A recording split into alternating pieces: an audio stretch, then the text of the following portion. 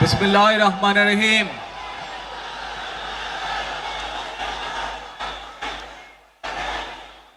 প্রিয় বাংলাদেশ, উপস্থিত প্রিয় মুরব্বীবর্গ, মঞ্চে উপস্থিত জাতীয় নেতৃবৃন্দ, আমার সামনে উপস্থিত প্রিয় ভাই ও বোনেরা এবং মিডিয়ার মাধ্যমে সমগ্র বাংলাদেশ থেকে যারা দেখছেন এই অনুষ্ঠান, প্রিয় ভাই বোনেরা, প্রিয় মা বোনেরা, আসসালামু আলাইকুম। ভাই বোনেরা, আজ প্রথমেই আমি রাব্বুল আলামিনের দরবারে হাজারো লক্ষ কোটি শুকরিয়া জানাতে চাই।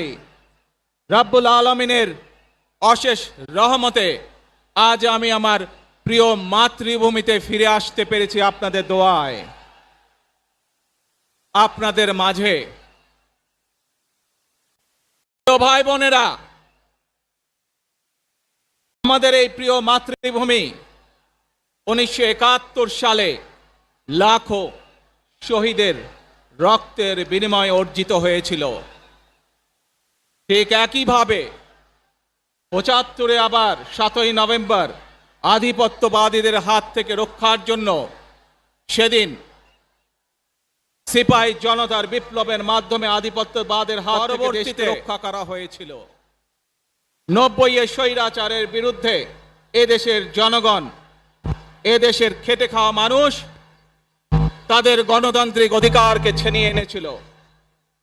কিন্তু 2024 সালে এদেশের ছাত্র জনতা সহ সর্বস্তরের মানুষ, কৃষক, শ্রমিক, গৃহবধূ, নারী, পুরুষ, মাদ্রাসার ছাত্র সহ দল মত নির্বিশেষে, শ্রেণী পেশা নির্বিশেষে সকল মানুষ সেদিন 2024 সালের 5ই আগস্ট এই দেশের স্বাধীনতা এবং সার্বভৌমত্বকে রক্ষা করেছিল। প্রিয় ভাই বোনেরা, আজ বাংলাদেশের মানুষ কথা বলার অধিকার ফিরে পেতে চায়। তারা তাদের গণতান্ত্রিক অধিকার ফিরে পেতে চায়। বাংলাদেশের মানুষ চায় তারা তাদের যোগ্যতা অনুযায়ী ন্যায্য অধিকার পাবে। প্রিয় ভাই বোনেরা, আজ আমাদের সময় এসেছে সকলে মিলে দেশ গড়ার। এই দেশে যেমন পাহাড়ের মানুষ আছে, এই দেশে একইভাবে সমতলের মানুষ আছে। এই দেশে মুসলমান, বৌদ্ধ, খ্রিস্টান, হিন্দু সহ বিভিন্ন ধর্মের মানুষ বসবাস করে। আমরা চাই সকলে মিলে এমন একটি বাংলাদেশ গড়ে তুলব আমরা, যেই বাংলাদেশের স্বপ্ন একজন মা দেখেন, অর্থাৎ একটি নিরাপদ বাংলাদেশ আমরা গড়ে তুলতে চাই। যে বাংলাদেশে একজন নারী, একজন পুরুষ, একজন শিশু যেই হোক না কেন নিরাপদে ঘর থেকে বের হলে নিরাপদে ইনশাআল্লাহ ঘরে আবার ফিরে আসতে পারে। প্রিয় ভাই বোনেরা, এই দেশের জনসংখ্যার অর্ধেক নারী, 4 কোটিরও বেশি তরুণ প্রজন্মের সদস্য, 5 কোটির মতন শিশু, 40 লক্ষের মতন প্রতিবন্ধী মানুষ রয়েছেন, 1 কোটি কৃষক শ্রমিক রয়েছেন।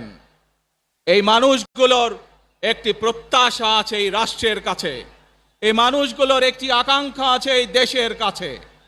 আজ আমরা সকলে যদি ঐক্যবদ্ধ হই, আজ আমরা যদি সকলে প্রতিজ্ঞাবদ্ধ হই, তাহলে আমরা এই লক্ষ কোটি মানুষের সেই প্রত্যাশাগুলো পূরণ করতে পারি ইনশাআল্লাহ। প্রিয় ভাই বোনেরা,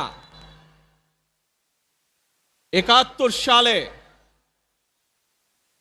আমাদের শহীদরা নিজের জীবন উৎসর্গ করেছিলেন এই রকম একটি বাংলাদেশ গঠনের জন্য। বিগত 15 বছর স্বৈরাচারের বিরুদ্ধে শত শত হাজারো গুম খুনের শিকার হয়েছে শুধু রাজনৈতিক দলের সদস্য নয়, নিরীহ মানুষের প্রতিবাদ করতে গিয়ে অত্যাচার নির্যাতনের শিকার হয়েছে, জীবন দিয়েছে। 2024 সাল মাত্র সেদিনের ঘটনা। কিভাবে আমরা দেখেছি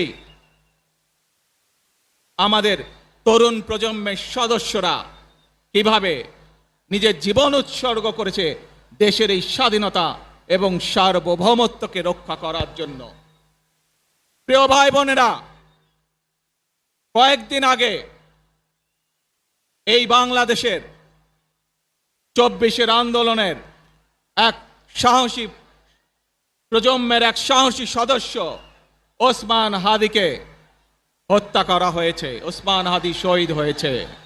প্রিয় ভাই বোনেরা, ওসমান হাদি চেয়েছিল এই দেশের মানুষের জন্য গণতন্ত্র প্রতিষ্ঠিত হোক, এই দেশের মানুষের গণতান্ত্রিক অধিকার প্রতিষ্ঠিত হোক, এই দেশের মানুষ তাদের গণতান্ত্রিক এবং অর্থনৈতিক অধিকার ওসমান হাদি সহ 71-এ যারা শহীদ হয়েছেন, বিগত স্বৈরাচারের সময় বিভিন্নভাবে খুন গুমের শিকার হয়েছেন, এই মানুষগুলোর রক্তের ঋণ যদি শোধ করতে হয়, আসুন আমরা আমাদের সেই প্রত্যাশিত বাংলাদেশ গড়ে তুলব, যেখানে আমরা সকলে মিলে কাজ করব, যেখানে আমরা সকলে মিলে আমাদের প্রত্যাশিত বাংলাদেশকে গড়ে তুলব।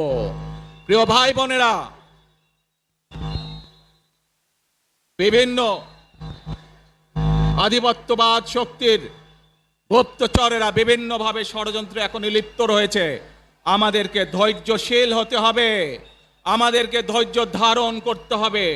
বিশেষ করে তরুণ প্রজন্মের যে সদস্যরা আছেন, আপনারাই আগামী দিন দেশকে নেতৃত্ব দিবেন, দেশকে গড়ে তুলবেন।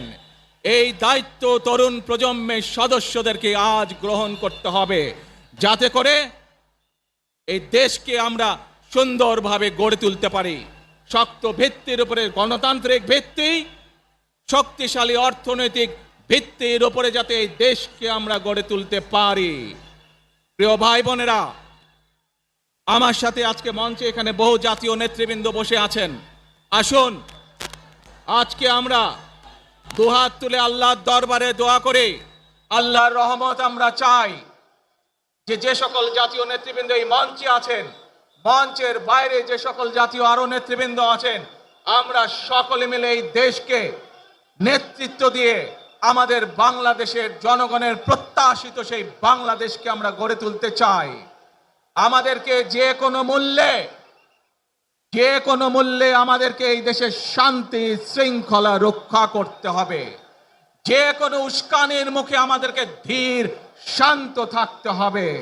প্রিয় ভাই বোনেরা, আমরা দেশের শান্তি চাই, আমরা দেশের শান্তি চাই, আমরা দেশের শান্তি চাই।